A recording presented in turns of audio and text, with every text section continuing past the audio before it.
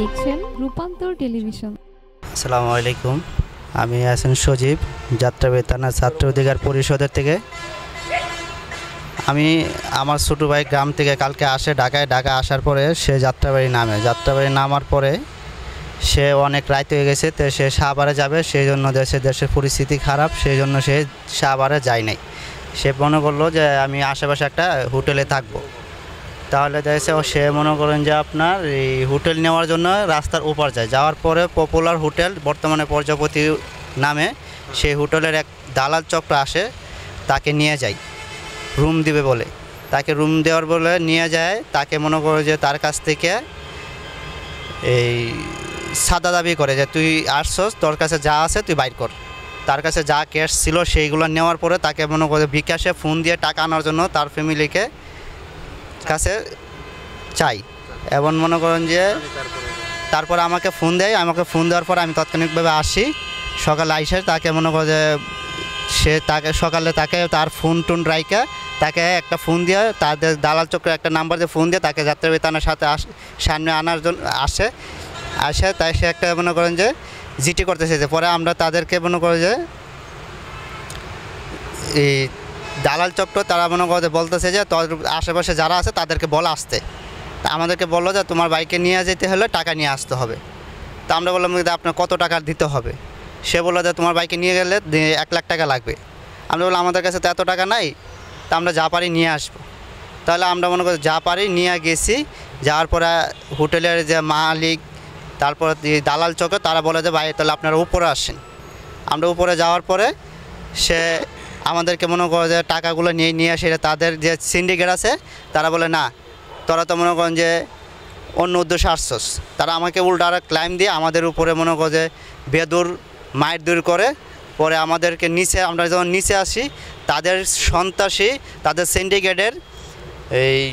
সিন্ডিকেটের লোকজন আমাদের উপরে দেশীয় অস্ত্র এবং মনে করে যে পিস্তল দিয়ে আমাদের উপরে আঘাত করে, এবং আমাকে মনে করতে সুইচ গিয়ার দিয়ে আমার চোখের উপরে এবং আমার শরীরে এবং আমার সারা শরীরে মনে করে কত আহত করে।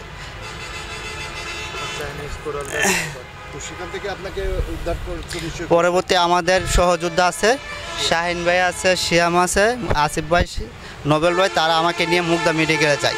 মুগদা মেডিকেলে গিয়ে আমি প্রাথমিক কিছু চিকিৎসা নিয়ে আমি যাত্রাবাড়ি থানায় আসছে একটা সাধারণ ডায়েরি করি। আচ্ছা, আমি ঘটনাটা বলি যতটুকু জানছি এখানটায় প্রত্যক্ষদর্শীদের থেকে, যে আমাদের এই সজীব ওরই এক ছোট ভাই, তাকে গত রাত্রে এরকম ঢাকায় আসো গ্রাম থেকে আসার পরে এখন থাকবে কোথায়, ফোনে কাউকে পাচ্ছিল না, ফোন বন্ধ হয়ে গেছিলো। এখন ও একটা হোটেল খোঁজার জন্য একটা হোটেলে যাবে, তা একজন লোক বলে যে ভাই এখানে হোটেল আছে, চলেন আমাদের হোটেলে থাকেন। ওরা নিয়ে যায় হোটেলে। এখন ও যেই হোটেলে ওঠে রাত্রেবেলা হঠাৎ করে ওর রুমে নক করে ওর স্বভাবত যে হোটেলে কী হয়েছে গেট খোলার পরে কয়েকজন লোক ওর রুমে ঢুকে, যেই ছেলেটা ওকে রুম নিয়ে গেছিলো সেই ছেলে সহ আরও কয়েকজন আইসে ওর কাছে থাকা যে টাকা পয়সা ছিল সবই নিয়ে যায় এবং তাকে বেধড়ক মারধর করে।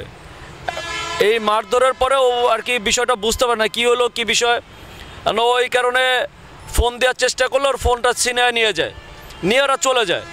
কিছুক্ষণ পরে ওর রুমে পিছে থেকে তালা মেরে দেয়, নিয়ে ওকে অপহরণের মতো করে রেখে দেয় রুমের মধ্যে অবরুদ্ধ। এবং ওই রাত্রেবেলায় আবার ওকে ওই হোটেলের থেকে বের করে আর এক জায়গায় নিয়ে যায়, ওদের হয়তো বা এই সন্ত্রাসীদের আড্ডাখানা, সেখানে নিয়ে যায়। সেখান থেকে সকালবেলা ওর বাসায় ফোন দেওয়ায় মুক্তিপণ দাবি করে, যেটা আপনারা শুনছেন সজীবের কাছ থেকে যে 1 লক্ষ টাকা মুক্তিপণ দাবি করা হয়। এই টাকা যতক্ষণ না দেবে ততক্ষণ তাকে ছাড়বে না। এরপরে সকালবেলা আবার ওই যেই ছেলেটা অপহৃত করছে তাকে নিয়ে আরেকটা হোটেলে যায়, সেই রুমের মধ্যে তাকে অবরুদ্ধ এবং তার পরিবারকে আসতে বলা হয়। পরিবার যখন গ্রামে তো পরিবার সবাই থাকে, তারা যখন পায় না তখন সজীবকে ফোন দেয়। তারা ফোন দিয়ে সজীবরা বলে যে যেভাবে হোক আমার সন্তানকে তোমরা ছাড়াই নিয়ে আসো, যা টাকা লাগে আমরা দিব। সজীব ওদের চাহিদা মতো টাকা নিয়ে যায় নিয়ে যাওয়ার পরে সজীবরা যখন কথা বলে তখন হোটেলের মালিক আসে এবং তারা আসে এবং তারা একটা ভাব দেখায় যে তারা আসলে এটার সাথে জড়িত না, এরকম একটা ভাব দেখায়, কিন্তু তারাই তো আসলে করাইছে।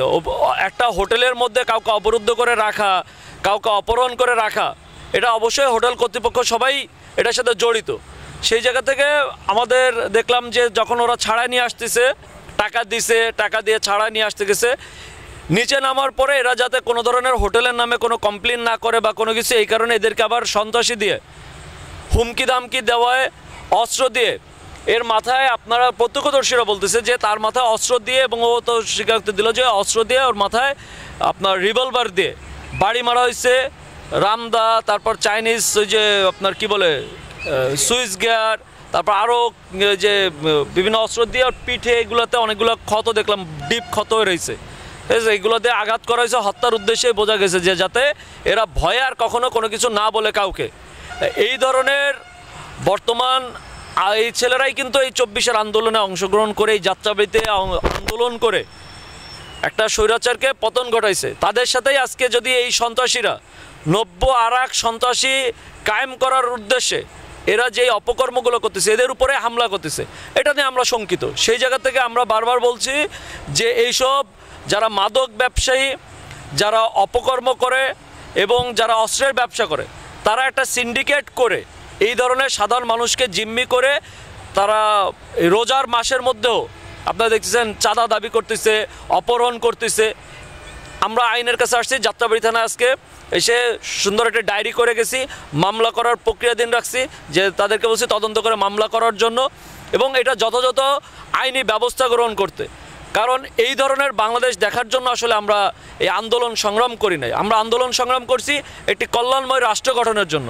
সেই জায়গা থেকে আমাদের আকাঙ্ক্ষা এবং আশা থাকবে যে যাত্রাবাড়ি থানার যারা কর্মকর্তা রয়েছেন ওনারা অবশ্যই এটি তদন্ত করে সুষ্ঠু একটি বিচার করবেন এবং যে ক্ষয়ক্ষতি হয়েছে সেগুলো এদেরকে ফিরিয়ে দেবে এবং যারা এই অপকর্মের সাথে জড়িত তাদেরকে দৃষ্টান্তমূলক শাস্তি দিবে। যারাই জড়িত, যেই হোটেল কর্তৃপক্ষ এবং যেই সন্ত্রাসীরা এই কর্মকাণ্ডের সাথে জড়িত, তাদের সকলকেই শাস্তির আওতায় হবে।